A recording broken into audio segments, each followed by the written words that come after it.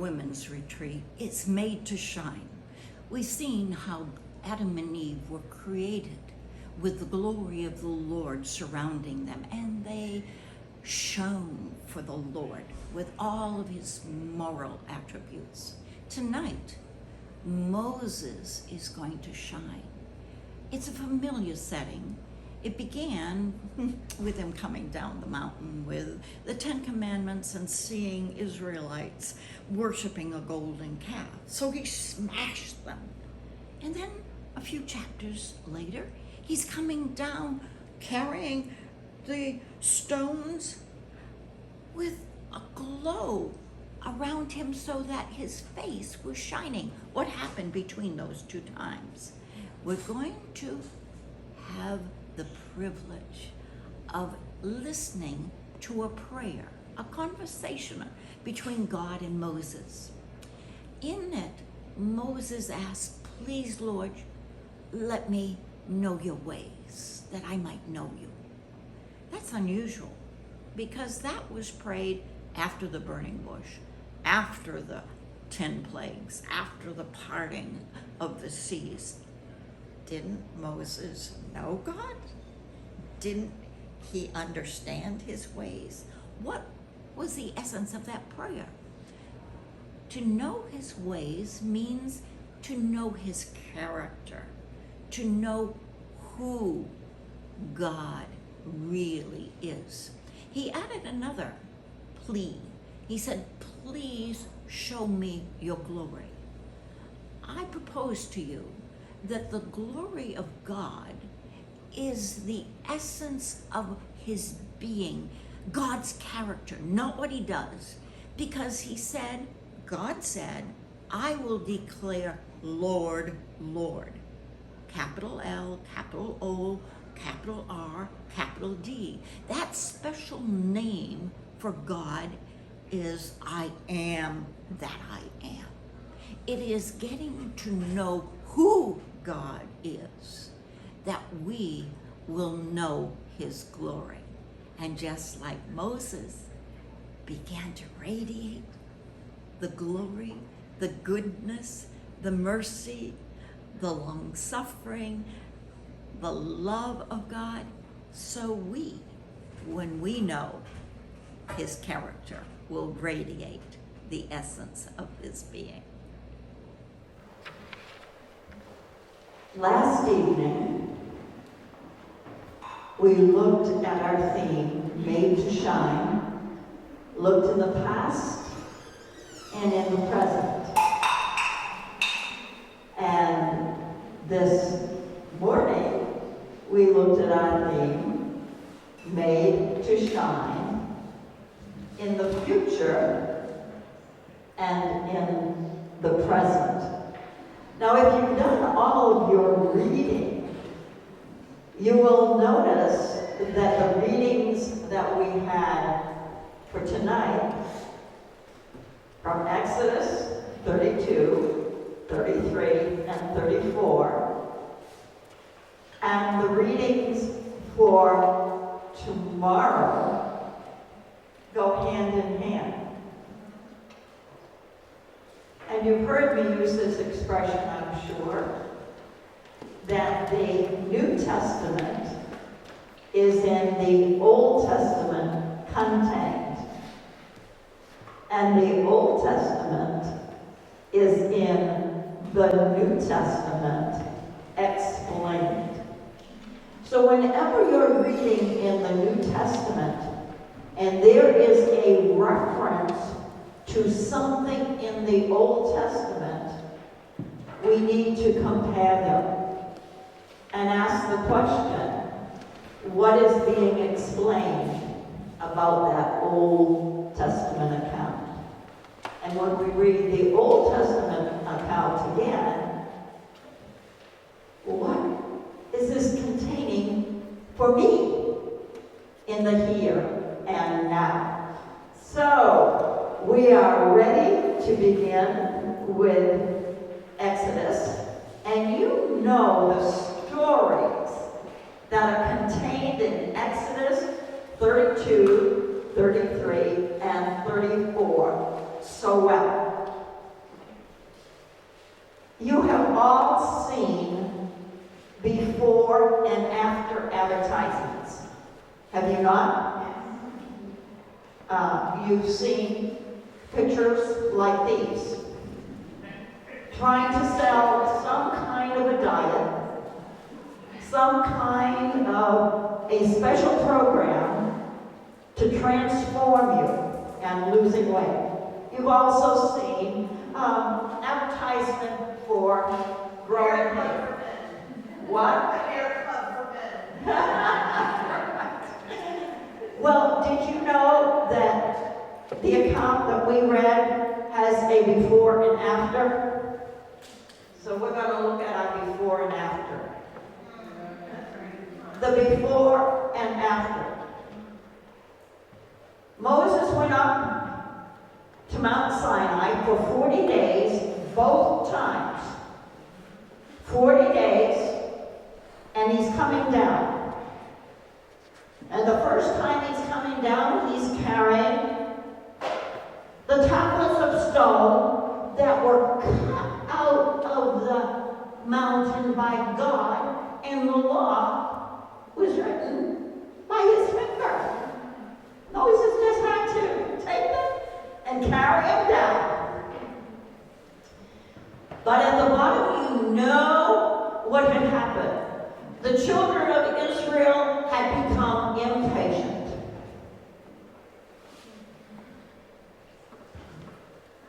How many of you like to wait?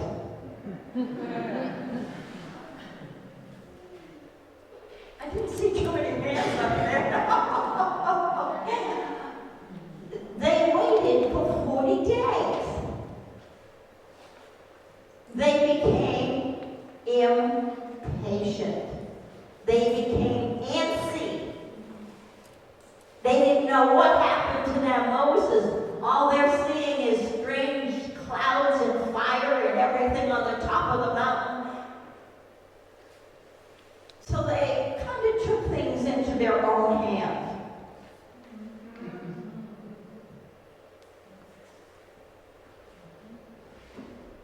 It's amazing what happens when God wants us to wait and we become impatient, antsy, and take things into our own hands. So they built themselves a golden calf and said, "This is the God that brought us out of Egypt." And they were dancing and partying and having a grand time. And as Moses is coming down the mountain, his sidekick, his faithful Joshua, who was halfway between just waiting for Moses, said, "There's a sound of war down in the camp." Moses says, "That's not the sound of war. That's a sound of merriment, of partying, of idolatrous worship." And he took those tablets and in anger, and we would say that was righteous anger, because the first two commandments had already been broken. They were worshiping something made out of their hands. They put something other than Jehovah before them. They made their own idols, and he smashed them. The rest of the story is not pleasant, because God had intended for Israel to be a whole nation of priests to minister to the other nations round about. Chapter 19. Chapter 19 of Exodus, because Moses just didn't go up to get the tablets. Did you know, sometimes when you're reading Exodus, put little arrows going up and little arrows coming down. He went up, he comes down, he goes up, he comes down, goes up. It just gives you a picture of what's happening. And he went up in chapter 19, and God gave Moses the intent for why he was calling Israel to be his people. Sometimes if we don't get this clear, we think God has favorites with Israel. But later he said it wasn't because Israel was so holy that he chose them, but because the other nations were so wicked. That's in Deuteronomy.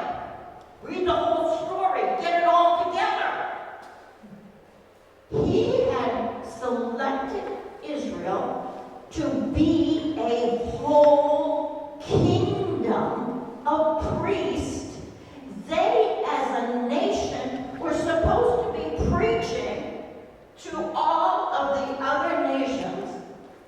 Well, let's put it in our theme. They were supposed to radiate the moral attributes of God to all of the Gentile nations round about. They were supposed to worship the one true God and just show all the nations the holiness of God. They failed tremendously. What is the whole story of the Old Testament until the Babylonian captivity? What is the whole story?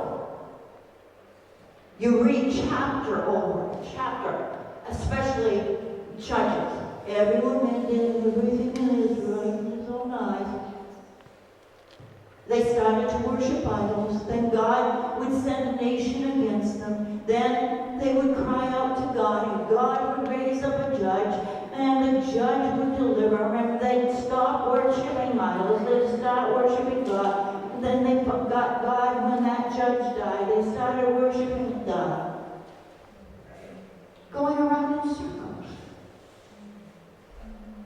But Israel was supposed to be called out as priests, giving the whole glorious reflection of a holy God. We're a called out people. We are a called out people. And God has called us out to shine for Him. So what happened, may I ask?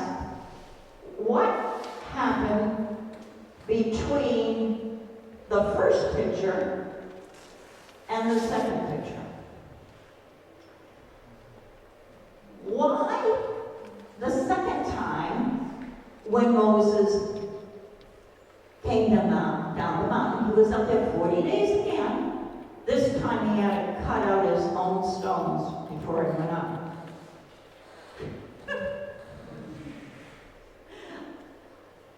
Do you get the picture here? When we do it God's way, it's so easy. When we mess up, it gets heavy.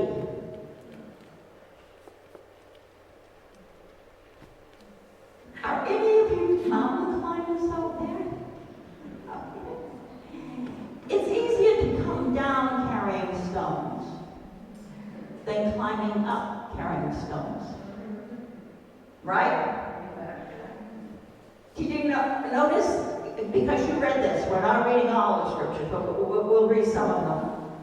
That God said to Moses, cut out stone tablets and come on up.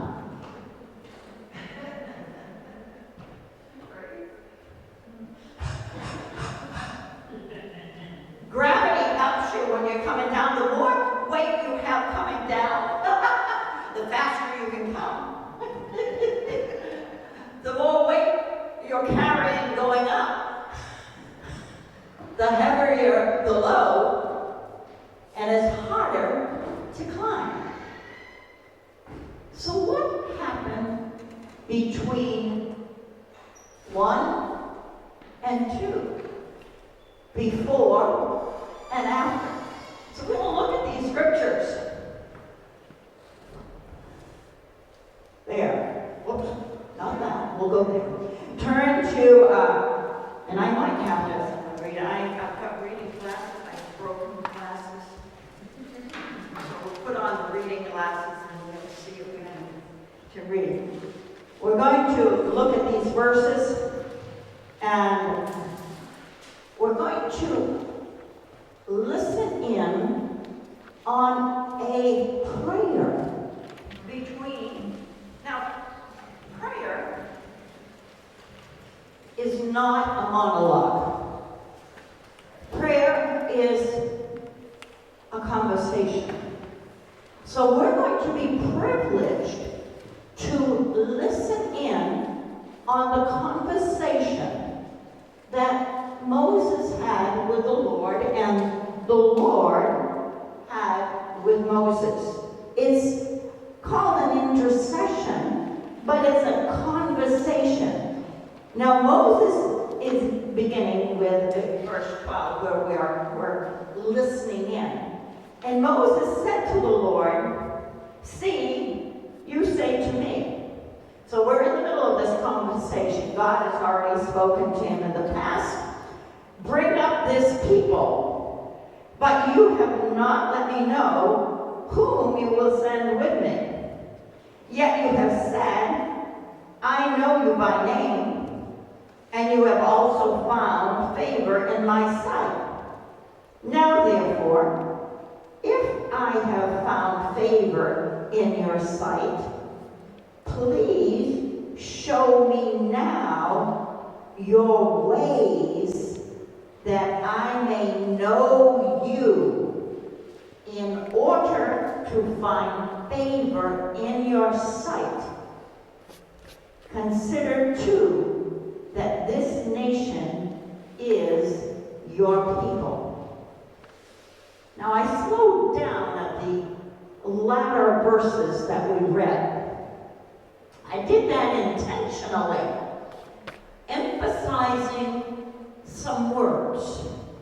Do you find anything in those words that you find interesting, knowing what you know about Moses and God? I'll read it again. It says, please, this is in the middle of verse 13. Please, now that's polite, isn't it? It's not demanding. It's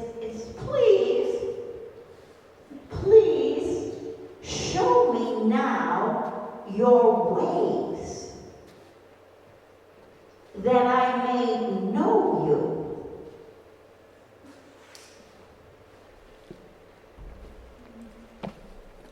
Did Moses know God?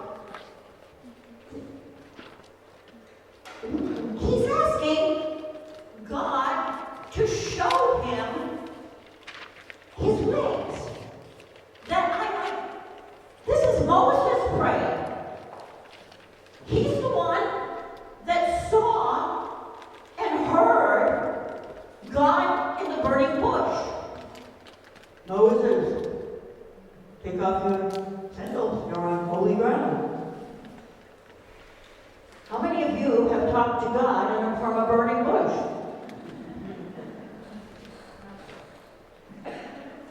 Moses, I'm sending you back. You're going to deliver my people Israel. Me? What? I can't talk. Me? Who made your mouth? What's that in your hand? Throw it down. Snake, pick it up. By the tail. You don't pick snakes up by the tail. If you're going to pick up a snake, you pick it up behind the head so it doesn't bite. It takes faith to pick up a serpent. I don't like snakes. by the tail, back to a rod. Put your hand in. Leprosy, put it back in.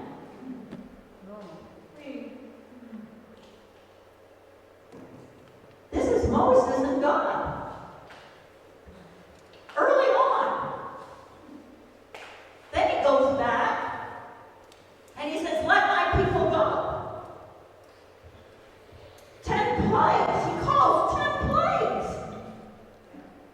Doesn't he know God's ways? I mean, isn't this the Moses that stood with his rod out at the Red Sea all night while the winds blew and drew a path right through the sea? And Moses is praying to God, show me your ways. Didn't he know God's ways? Didn't he know God? That I may know you.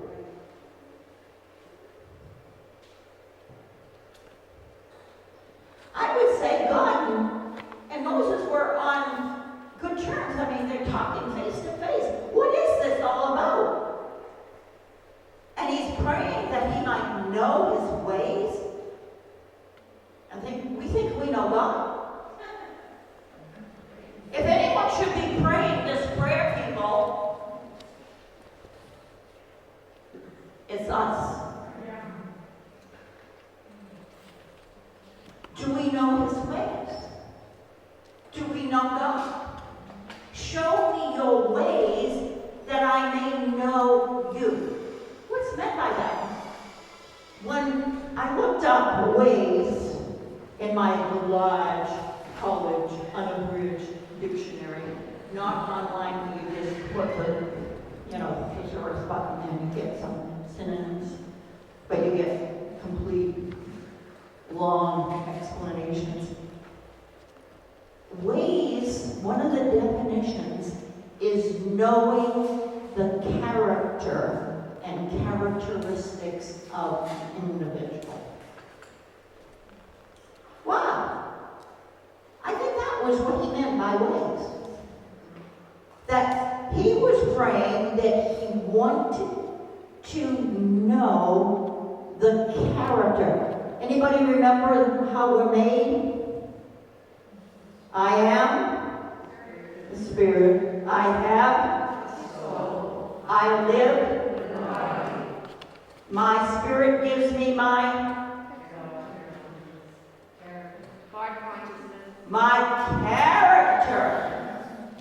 So when he is praying to know his ways, and ways means character, sometimes we're content with knowing God soulishly. Sometimes we are content to know God soulishly. What do I mean by that?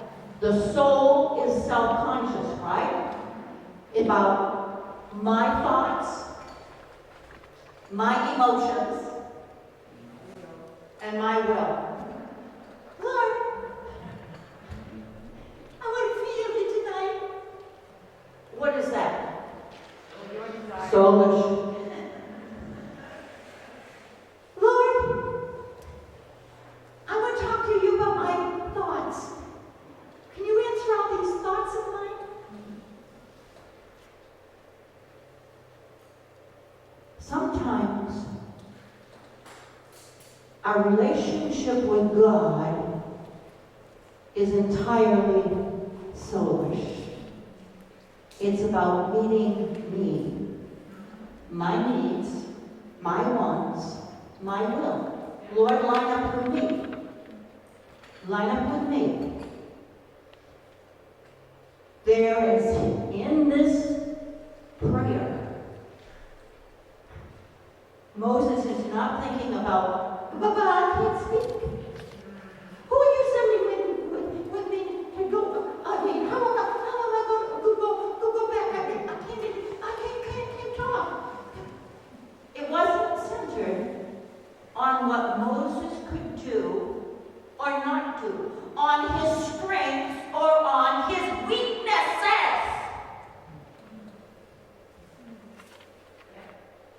it was centered entirely on knowing the character of God. Now we heard what he prayed. How did God respond? It's a conversation, so let's go on. Change glasses so I can read the print.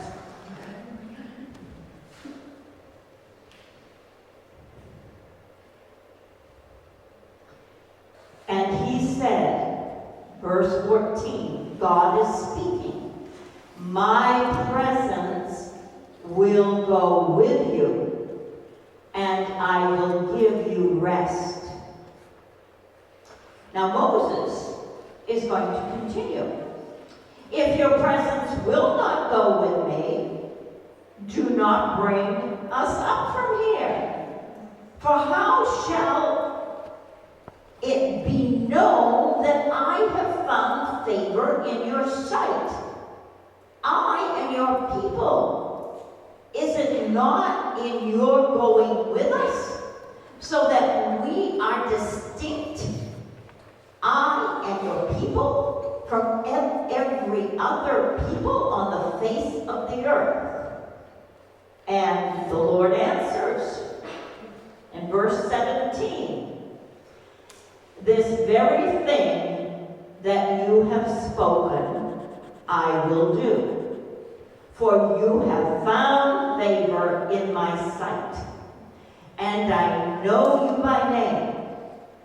And Moses said, it's a conversation. You see this going back and forth? It's a conversation, not one-sided conversation. Moses said, please show me your glory. I asked you to take that challenge in the last email that was sent out, that I hope you got. And if you didn't, I asked you last night to pray that prayer. How many of you prayed, show me your glory? A few. How many of you didn't pray, show me your glory? Some people aren't being, thank you for being honest. I have a lot that didn't commit either way. I have a question. For those who did, you don't have to, it's a rhetorical question. For those who did not pray, show me your glory, why did you not pray, show me your glory? You don't have to answer it to me out loud, but answer it in your spirit.